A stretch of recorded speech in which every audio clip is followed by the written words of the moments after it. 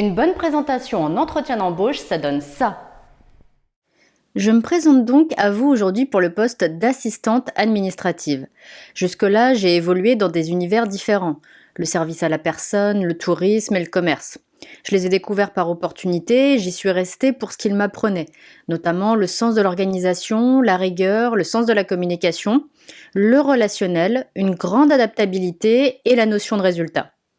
Et puis j'ai pris le temps de faire le point sur ce que je voulais, sur ce qui me correspondait vraiment. Aujourd'hui, j'ai besoin d'évoluer dans un environnement stimulant, exigeant aussi, où je puisse être à l'interface de différents services et de différents publics. Je recherche également une structure dans laquelle je pourrais m'engager sur la durée et dans laquelle je me sente épanouie. Ce qui implique pour moi le partage de valeurs comme la solidarité, la réduction des déchets, mais aussi l'envie de donner une place importante à chaque salarié. Et c'est tout ça que je retrouve chez vous. Donc le poste d'assistante administrative au sein de votre entreprise, je m'y projette pleinement. Et pour moi, c'est une évidence de vous proposer ma candidature. Vous trouvez ça bien? Tant mieux, parce que c'est ça que vous allez faire aussi. Il faut juste comprendre comment. Et justement, comment j'ai fait? Eh bien, j'ai appliqué ma méthode, la méthode PPF, présent, passé, futur. Allez, on va regarder de plus près ces 3 étapes. Alors, première étape, le présent. C'est la plus facile. Il suffit juste de reposer le contexte en guise d'introduction à la présentation.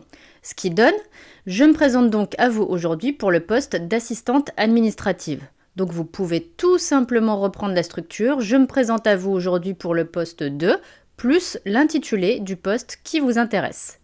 Ensuite, deuxième étape, le passé. Ici, l'idée, c'est de retracer les moments clés de son parcours en termes d'expérience et de compétences acquises. Donc pour cet exemple, moi j'ai sélectionné des compétences comme l'organisation, la rigueur, le sens de la communication, qui font partie des compétences essentielles pour le métier utilisé dans cet exemple. Donc rappelez-vous qu'il doit y avoir vraiment un lien direct entre les compétences que vous mettez en avant dans la présentation et le métier visé. Comme ça, le recruteur entendra que vous avez développé des compétences dont il a besoin. Et il y a un autre point très important dans cette étape, c'est le fil conducteur. C'est-à-dire faire comprendre au recruteur pourquoi vous avez réalisé ces différentes missions, pourquoi vous avez fait ces choix professionnels. Donc montrez qu'il y a une réelle cohérence dans votre parcours, parce que ce qui a motivé vos choix, ce n'est pas forcément évident à la simple lecture du CV. Donc le recruteur va avoir besoin de comprendre. Dans notre exemple, les différents choix professionnels ont été expliqués par la phrase « Je les ai découverts par opportunité et j'y suis resté pour ce qu'ils m'apprenaient ». Et je peux vous dire que j'accompagne de plus en plus de personnes qui ont fait des métiers différents et qui ne savent pas comment l'expliquer, qui ont peur de ne pas être convaincants à cause de ça en entretien, mais finalement, comme je le dis souvent, tout s'explique.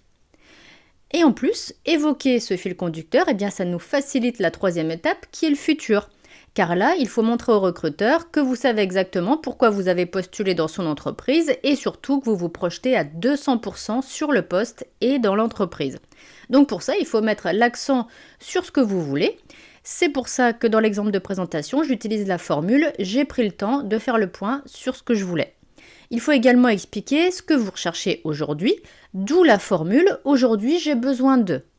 Et la suite de cette phrase, eh bien, ça peut être des besoins en termes de mission, de projet, d'évolution de carrière, de développement de compétences, d'environnement professionnel ou encore de culture d'entreprise.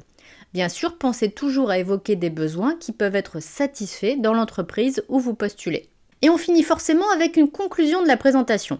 Je dis forcément, mais je sais que les candidats oublient souvent de prévoir une conclusion et se trouvent bien embêtés face aux recruteurs car ils ne savent pas comment terminer. Alors pour finir en beauté, l'idée c'est d'avoir une conclusion impactante qui donne juste envie aux recruteurs de continuer à échanger avec vous. Et pour ça, eh bien, dans notre exemple, j'ai confirmé avec engouement et énergie la volonté de postuler et d'intégrer l'entreprise en 3 phrases très courtes. Donc les phrases, c'est quoi? C'est premièrement, et c'est tout ça que je retrouve chez vous. Deuxièmement, donc le poste d'assistante administrative au sein de votre entreprise, je m'y projette pleinement. Et troisième phrase, et pour moi, c'est vraiment une évidence de vous proposer ma candidature. Cette présentation, elle a déjà aidé des milliers de personnes, soit des personnes que j'accompagne, soit des personnes qui suivent mes vidéos. Et ce qui est génial, c'est qu'en plus de faire une présentation de qualité, une présentation convaincante pour le recruteur, vous allez en plus lui proposer quelque chose qu'il n'a pas l'habitude d'entendre. Donc vous allez tout de suite faire la différence avec les autres candidats. Et en plus, bien vous saurez que vous avez bien démarré, donc ça va encore plus vous mettre en confiance pour la suite de l'entretien d'embauche. Allez, c'est à vous de jouer maintenant. Et si vous avez des questions, eh bien soit vous allez voir d'autres vidéos que je propose sur ma chaîne, soit vous allez voir mon site internet sefairerecruter.fr. Allez, je vous dis à très bientôt dans une prochaine vidéo.